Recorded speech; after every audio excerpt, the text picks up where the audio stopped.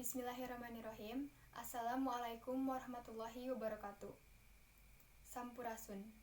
Bapak Ibu Guru anu kusim kuring dipika hormat, sareng rarencanga sadaya anu kusim kuring dipika cinta. Puji sinarang syukur urang sanggakeun ka Allah Subhanahu wa taala anu tos masihan kasempatan sareng kasehatan ka urang sadaya.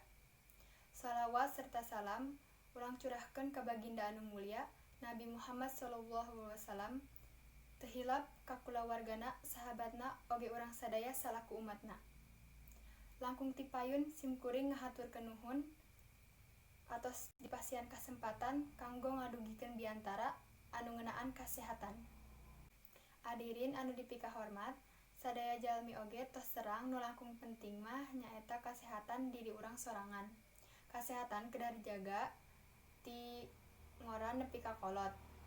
Lamun urang sehat eta teh mangrupa kanikmatan luar biasa anu teu aya bandinganana. Kasehatan teh mahal, janten urang kedah ngajaga awak urang ti sagala panyakit jeung virus nu aya. Contona wae ayeuna aya virus corona. Lamun urang teu tiasa ngajaga kasehatan, urang bisa wae katularan eta virus. Tah kumaha carana ameh teu katularan? Nyaeta urang kedah sering ngabasuh panangan sareng nganggo masker.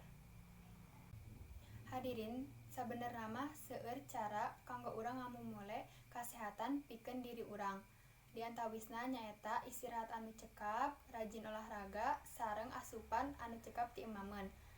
Teras nu paling penting nyaeta ulah mikiran wae masalah kahirupan urang. Sabab moal aya cobaan anu leuwih ti batas kamampuan urang.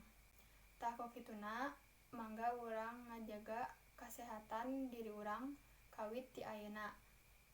Mun saur pepatah mah sadia payung sarta acan hujan. Eta nu langkung sae supados urang teu aya kaduhung di akhirna.